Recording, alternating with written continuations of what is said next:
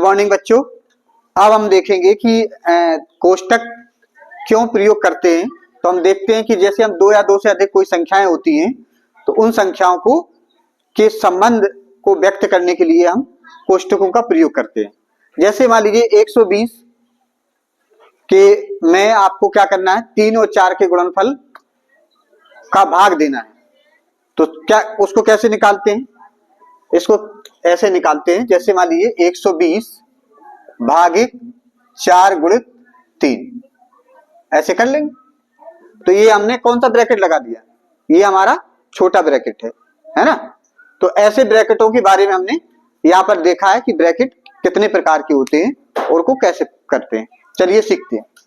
अब हम क्या करेंगे, सबसे पहले जो कोष्टकों के जो प्रकार हैं, तो पहला होता है रेखा कोष्टक, जिसे बेनिकुलम कहते हैं।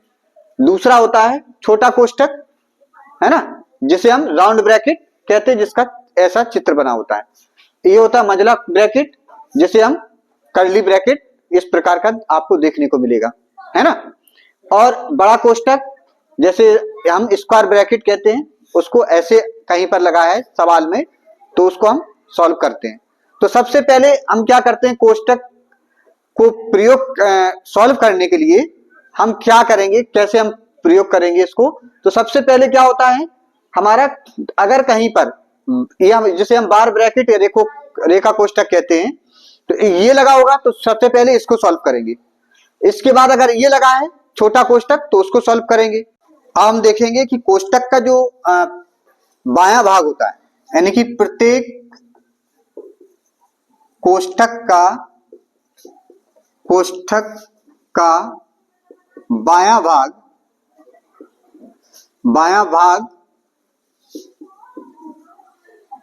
प्रारंभ और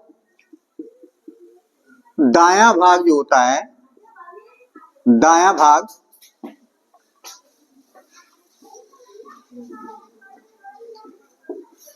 अंत होता है।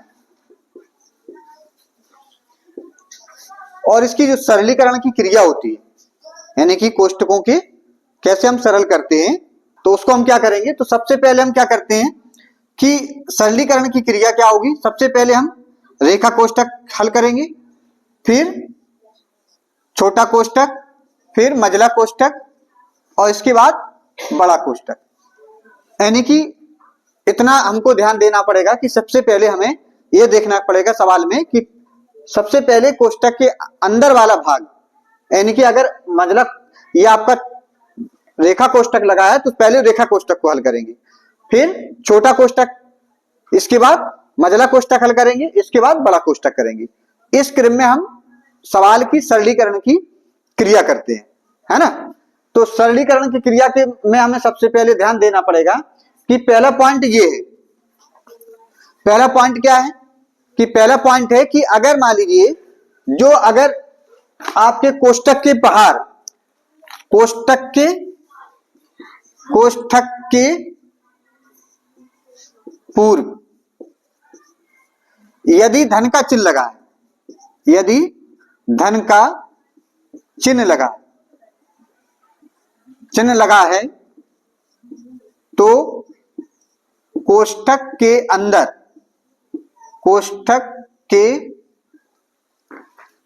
अंदर के चिन्ह में कोई परिवर्तन नहीं होता है, कोई परिवर्तन नहीं होता है।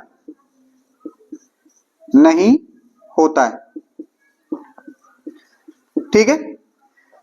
अब अगर मान लीजिए कोष्टक के बाहर के पूर्व, यानी कि कोष्टक के पहले, अगर कोष्टक के पूर्व यदि ऋण चिन्ह लगा है, ऋण चिन्ह लगा है, तो कोष्टक के अंदर के चिन्ह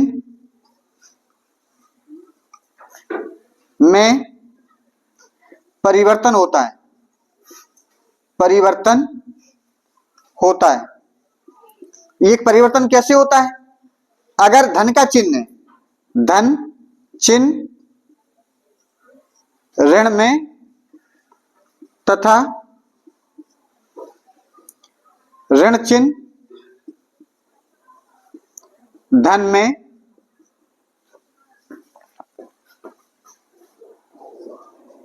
बदलता है,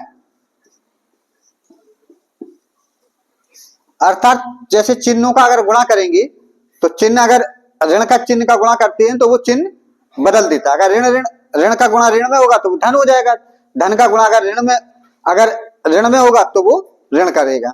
इसका मतलब है कि चिन्हों का जब अंदर गुणा करते हैं तो वो अंदर के जितनी भी ब्रैकेट के अंदर जितने भी चिन्ह लगे होते हैं उन चिन्हों को बदल देता है, यानी कि धन का ऋण, ऋण का धन करेंगे। और अगर ब्रैकेट के पूरे अगर धन का चिन्ह है तो फिर वो अंदर के चिन्हों पर कोई प्रभाव नहीं पड़ेगा, वो चिन्ह सेम की सेम ऐसे उतार दिए जाएंगे। हम देखते हैं तीसरा और चौथा पॉइंट, है ना।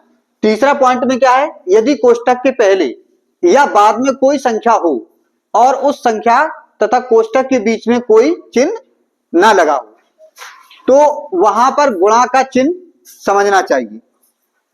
प्रत्येक कोष्टक को हटाने से पूर्व, चौथा पॉइंट क्या है, प्रत्येक कोष्टक को हटाने से पूर्व उसका सरलीकरण कर लेना चाहिए, है ना।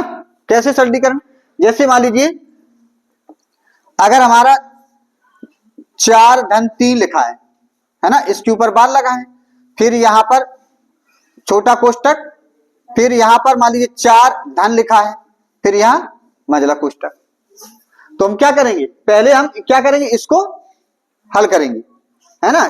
पहले इसको हल कर लेते हैं। अगर मान लीजिए इसकी जरूरत नहीं, यही है मान लीजिए, तो क्या हो जाएगा 4 धन 4 3 7, फिर हम क्या करेंगे ये 11। तो पहले जो हम सरलीकरण क्या करेंगे, इसका करेंगे, छोटे कोष्टक का, है ना। फिर मझला कोष्टक, इसके बाद आपका यहां पर कोई बड़ा कोष्टक लगेगा। छोटे कोष्टक के अंदर बार कोष्टक, बार कोष्टक के बाद मझला छोटा कोष्टक, फिर मझला कोष्टक, फिर बड़ा कोष्टक। तो सरलीकरण करते हैं तो इसमें कोई अंदर वाली संख्याओं का पहले हम उसको सॉल्व कर लेते हैं, इसके बाद हम हल करते हैं। अभी हमने देखा कि कोष्टक के प्रकार क्या होते हैं, कोष्टक को कैसे हम प्रयोग करते हैं, ये हमने सीखा है। अब हम सीखेंगे कि कोष्टक के प्रयोग करने के जो सवाल हैं उसको हम कैसे, पहले हम गुणा करते हैं कि भाग करते हैं, है ना, कैसे हम जोड़ते हैं कि घटाते हैं। तो चलिए हम सीखते हैं। बात कर रहे हैं बॉडमास की, तो हम बॉडमास के नियम क्या होते हैं, चलिए हम सीखते हैं बॉडमास के नियम।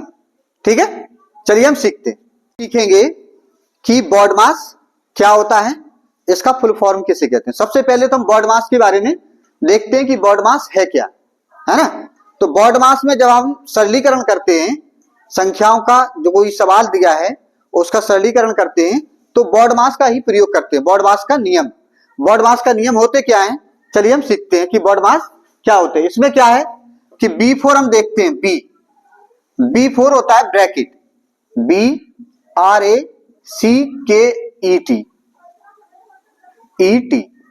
ब्रैकेट। ब्रैकेट का मतलब होता है कोष्ठक, कोष्ठक। ठीक, अब कोष्ठक चाहे छोटा हो चाहे बड़ा हो, चाहे मझला हो चाहे रेखा कोष्ठक हो या बार कोष्ठक जिसे कहते हैं। O4 होता है ऑफ, OF, ऑफ का मतलब होता है का, यानी कि डी। इसके बाद D4 होता है डिवीजन, डिवीजन, डिवीजन। डिवीजन का मतलब होता है भाग। भाग के बाद आपका आता है एम, एम का मतलब होता है मल्टीप्लिकेशन, मल्टीप्लिकेशन, मल्टीप्लिकेशन यानी कि गुणा। गुणा करने के बाद फिर क्या करेंगे, A4 लिखेंगे एडिशन यानी कि जोड़। इसके बाद लिखेंगे subtraction, SUB TRA subtraction TION। ठीक है, तो मल्टीप्लिकेशन सब आपने देख लिया। अब हम सीखेंगे कि बॉड मास क्या होता है, बॉड मास का कैसे हम प्रयोग करते हैं। सबसे पहले देखते हैं कि बॉड मास का फुल फॉर्म क्या है। तो बॉड मास B4 होता है ब्रैकेट, यानी ब्रैकेट में चाहे आप बार ब्रैकेट हो, चाहे आपका राउंड ब्रैकेट जिसे स्मॉल ब्रैकेट भी कहते हैं, छोटा ब्रैकेट, और ये आप मजला ब्रैकेट, कर्ली ब्रैकेट और ये स्क्वायर ब्रैकेट। तो ये इनमें से कोई भी ब्रैकेट लगा है तो सबसे पहले इस ब्रैकेट को के अंदर वाली संख्याओं को हम सॉल्व करेंगे। इसके बाद ऑफ इन का, यानी कि इसके बाद डिवीजन, D4 डिवीजन, डिवीजन माने भाग, भाग का चिन्ह ऐसा लगा होगा तो इसके बाद उसको सॉल्व करेंगे। फिर M4 मल्टीप्लिकेशन, मल्टीप्लिकेशन माने गुणा, तो ऐसा साइन लगा होगा, है ना। इसके बाद एडिशन माने योग या जोड़, तो यहां धन का चिन्ह लगा होगा। इसके बाद S4 सब्ट्रैक्शन, सब्ट्रैक्शन माने घटाना, वहां पर ऋण का चिन्ह लगा होगा। तो इसका मतलब जब भी हम सवाल का सरलीकरण करेंगे तो बॉड मास का प्रयोग वहां पर हम ध्यान में रख करके करेंगे। सबसे पहले हम ब्रैकेट, फिर ऑफ, फिर डिवीजन, मल्टीप्लिकेशन, एडिशन और सब्ट्रैक्शन। अब हम इसको अगर हिंदी में अगर क्या कहेंगे, अंग्रेजी में कहते हैं बॉड मास, तो हिंदी में क्या कहेंगे सीखेंगे। अभी हमने सीखा था कि बॉड मास का फुल फॉर्म क्या है। अब हम सीखेंगे कि कोका भागु योग का क्या अर्थ है। तो कोका का मतलब होता है, कोका मतलब होता है कोष्ठक, कोष्ठक। काका को ही हम का लिखेंगे। भा का मतलब होता है भाग, और गु माने गुणा, और यो माने योग, योग, और घा माने घटाना। तो हिंदी में अगर आप याद करना चाहें तो को का भागु योग पढ़ेंगे उसको, है ना। को का भागु का मतलब कोष्ठक, फिर का, फिर भाग, फिर गुणा, फिर भागु योग माने योग माने जोड़ना, यानी कि इसका मतलब ऐसे कोष्ठक लगे होंगे, है ना, ये आपके इस तरीके के। का मतलब का ही रहेगा, भाग का चिन्ह लगा होगा, गुणा का चिन्ह लगा होगा, योग माने धन का चिन्ह लगा होगा, और ये घटाना। ठीक है, चलिए हम लिखते हैं सवालों को। सवाल को लेकर के हम सीखेंगे कि कैसे हम सवालों को सरलीकरण करते हैं। एक सवाल लेकर के सॉल्व करेंगे कि कैसे हम देखेंगे कि सरलीकरण कैसे करते हैं। सवाल में जैसे मान लीजिए, सवाल में पहला सवाल ले लेते हैं, 21 धन 18 भागित 3। इसमें अभी सिर्फ चिन्हों का प्रयोग है ना, इसमें अभी ब्रैकेट नहीं है, क्योंकि 3 संख्या है, तीनों में हल करेंगे हम, क्योंकि धन का भी लगा है, भाग का भी लगा है, लगा कि नहीं लगा। तो सबसे पहले हम किस चिन्ह को हल करना है ये चीज हम देखते हैं। तो हमने बॉड मास में क्या पढ़ा था, BODMAS। बॉड मास में सबसे पहले ब्रैकेट देखते हैं, इसमें ब्रैकेट है नहीं। ऑफ का साइन, ऑफ भी नहीं लिखा है कहीं। D4 डिवीजन, फिर आता नंबर तीसरा डिवीजन का, तो इसमें डिवीजन माने भाग, है ना, तो भाग का साइन लगा है। तो सबसे पहले हम धन का चिन्ह इसको जोड़ेंगे नहीं, पहले 3 का भाग 18 में देंगे, यानी कि 18 भागे 3 लिखा है। तो पहले हम क्या करेंगे, इस वाली संख्या को सॉल्व करेंगे। क्या करेंगे, 18 भागे 3 को हल करेंगे, यानी कि कितना हो जाएगा 21, 3 का भाग 18 में देंगे, कितनी बार जाएगा 6, है ना। अब एक ही चिन्ह बचा है, एक चिन्ह चला गया, तो एक चिन्ह चला गया, तो अब कितना बचा है, इन दोनों को जोड़ देंगे, दोनों का योग कितना हो जाएगा, क्योंकि मल्टीप्लिकेशन का चिन्ह लगा नहीं है कहीं। अब इसके बाद देखेंगे एडिशन वाला, यानी कि जोड़ वाला, तो जोड़ वाला लगा है, तो इसको सॉल्व करेंगे। इस क्रम में आपको देखना है। तो अगर मल्टीप्लिकेशन वाला साइन नहीं है तो एडिशन वाला देखेंगे, तो एडिशन वाला है तो एडिशन वाला हम इसमें सॉल्व करेंगे। तो 21 और 6 27, अब कोई चिन्ह बचा नहीं है, तो यही हमारा आंसर हो जाता है। अब दूसरा सवाल देखते हैं इसी प्रकार से। मान लीजिए दूसरा सवाल है हमारे पास, 13 - 18 × 2 धन 3। ऐसे दूसरा सवाल। अब इसमें देखो, इसमें ब्रैकेट भी लगा है, साइन भी लगे हुए हैं और ब्रैकेट भी लगा। तो सबसे पहले हमने क्या देखा था, बिफोर ब्रैकेट, कोष्ठक। तो सबसे पहले क्या करेंगे हम, कोष्ठक का जो है उसको, उसके अंदर जो संख्याएं हैं उनको हल करेंगे, उनका सरलीकरण करेंगे। तो अंदर क्या है, 8 गुणित 2 लिखा है, तो क्या करेंगे इसको, गुणा का मतलब क्या होगा, 13 ऋण ये कितना, 8 दूनी 16, है ना।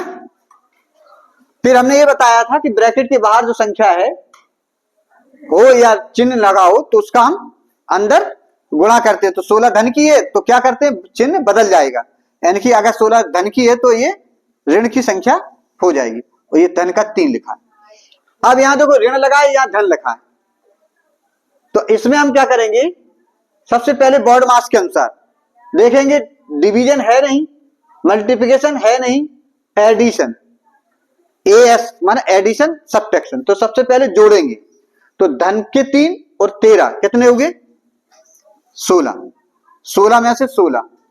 अब देखो 16 में से 16 घटेगा है, तो जब घटेगा तो कितना बचेगा, 0। तो इसका आंसर हो गया 0। तो इस प्रकार से हम चिन्हों का कैसे हम सॉल्व करते हैं, तो सबसे पहले हमें डिवीजन, फिर मल्टीप्लिकेशन, फिर एडिशन, फिर सब्ट्रैक्शन, इस क्रम में आपको सॉल्व करना है। बात समझ आ रही। तो इस क्रम में जब आप सॉल्व करेंगे तो कोई भी सवाल आपका गणित का सवाल जो सरलीकरण का होगा वो कभी भी गलत नहीं होगा, है ना। चाहे आपकी पुलिस की भर्ती हो, चाहे रेलवे की भर्ती हो, है ना, कोई भी भर्ती हो, जो वनडे एग्जाम होते हैं उनमें इस प्रकार के सवालों को जरूर पूछा जाता है, बॉड मास से संबंधित सरलीकरण, है ना। तो चलते हैं और सवाल लिखते हैं जिसमें ब्रैकेट, सभी ब्रैकेट लगे हों, चिन्ह भी सारे लगे हों, ऐसा कोई सवाल लेकर के हम सॉल्व करते हैं। चलिए देखते हैं नेक्स्ट सवाल को, ठीक। अब हमारे पास एक सवाल है, इस तरीके का क्वेश्चन है, इसको हम सॉल्व करते हैं। 80 गुणित बड़ा ब्रैकेट 56 ऋण मझला ब्रैकेट 7 गुणित 8 धन छोटा ब्रैकेट 13 ऋण 2 गुणित 5, फिर ये छोटा ब्रैकेट क्लोज, फिर कर ली, और ये बड़ा ब्रैकेट, है ना, स्क्वायर ब्रैकेट जिसे कहते हैं। अब हम इसको सॉल्व करना है, ये हमारा क्वेश्चन है। तो सबसे पहले हम क्या करेंगे, हमने बताया था कि जब कोष्टक कई लगे हो, है ना, तो हम सबसे पहले किस कोष्टक को हल करेंगे, रेखा कोष्टक। तो रेखा कोष्टक इसमें है नहीं, तो रेखा कोष्टक के बाद हम किसको सॉल्व करेंगे, छोटा कोष्टक, यानी कि तो छोटा कोष्टक कहाँ है, ये वाला, ये ब्रैकेट है ना, इसको सॉल्व करेंगे।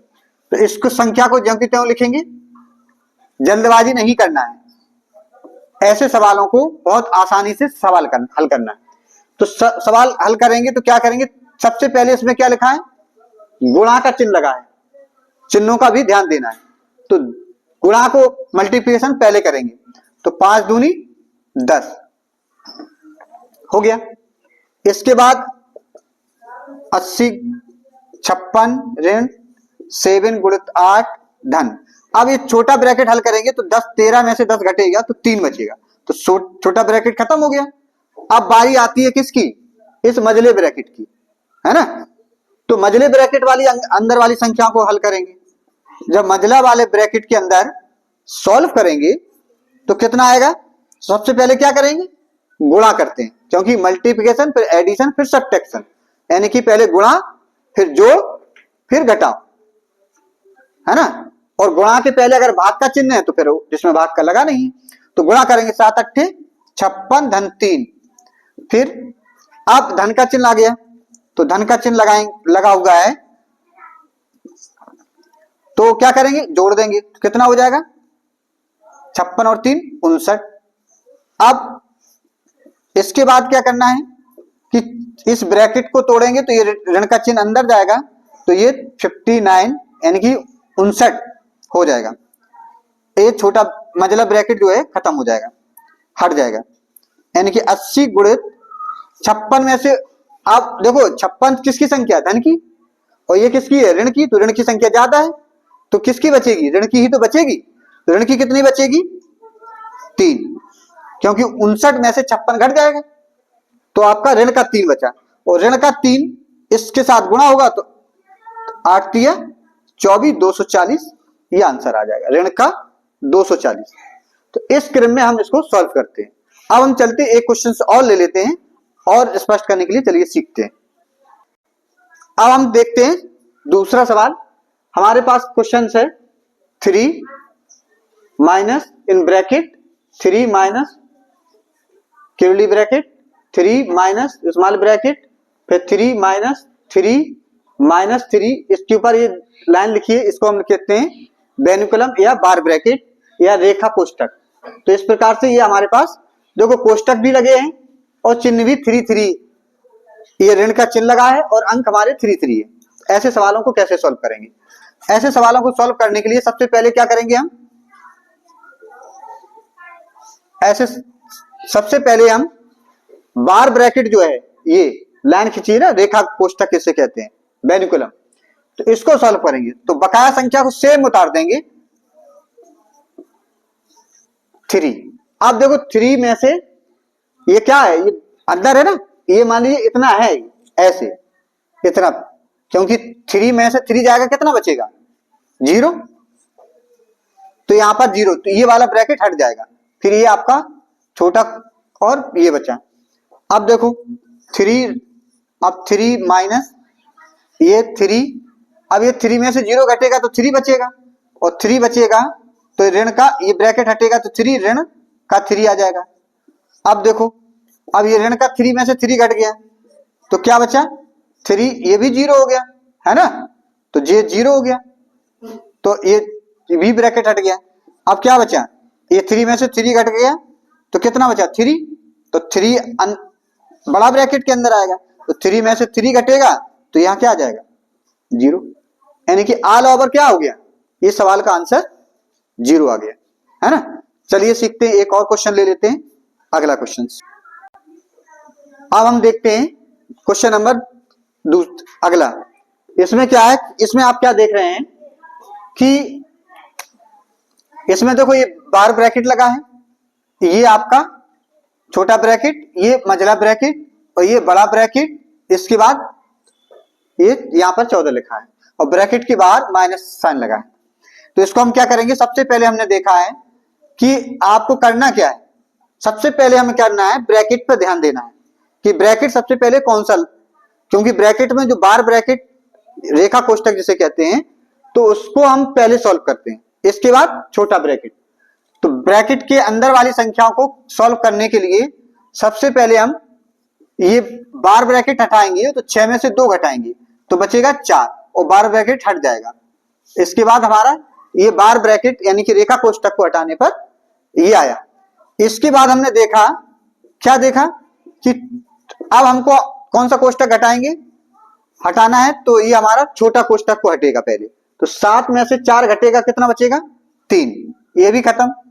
इसका मतलब है कि छोटा कोष्टक हटाने पर इतना आया।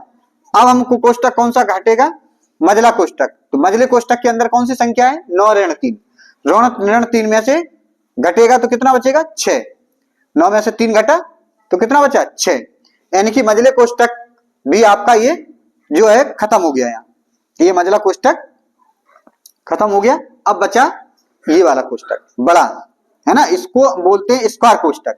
अब 12 में से 6 चला जाएगा तो 6, ये भी खत्म हो गया, यानी कि कोष्टक वाली जो भी संख्या है उनको हम पहले सरलीकरण कर लेते हैं, इसके बाद हम क्या करते हैं हल करते हैं। तो 14 में से 6 चला जाएगा कितना बचेगा 8, यही हमारा आंसर हो जाएगा। तो इस क्रम में सबसे पहले हमने देखा कि पहले हमने बार कोष्टक हटाया, फिर छोटा कोष्टक हटाया, फिर मझला कोष्टक, फिर बड़ा कोष्टक, इसके बाद हम चिन्हों पर ध्यान देते चले जाते हैं। तो इस प्रकार से हमने देखो क्या देखा कि चिन्ह लगा हुआ है, इसके बीच में यहां पर कोई संख्या नहीं है ना, तो इसी चिन्ह का अंदर गुणा करते हैं तो फिर क्या होता है अंदर वाले ब्रैकेट की संख्याओं के चिन्ह बदल जाते हैं। यदि ऋण का चिन्ह लगा है ब्रैकेट के बाहर, अगर ऋण का चिन्ह लगा है तो अंदर वाली संख्याओं के चिन्ह भी बदलते हैं। अगर ब्रैकेट के पूर्व धन का चिन्ह लगा है तो फिर ब्रैकेट के अंदर जो भी चिन्ह लगे हैं उन पर कोई प्रभाव नहीं होता है। अगर ब्रैकेट के बाहर अगर कोई संख्या है और ब्रैकेट और संख्या के बीच में कोई चिन्ह नहीं लगा है तो हमेशा ये समझ लेना चाहिए कि वो गुणा का चिन्ह वहां पर है, यानी कि जो ब्रैकेट के बाहर कोई संख्या लिखी है तो उस संख्या का ब्रैकेट के अंदर जितनी भी संख्या लिखी है उन सभी में गुणा करते हैं। क्या करते हैं? गुणा करते हैं। तो इस प्रकार से अभी हमने बॉडमास और ब्रैकेट के से संबंधित जो सवाल थे उनको हमने बहुत आसानी से सीखा है। चलिए, बहुत बहुत धन्यवाद।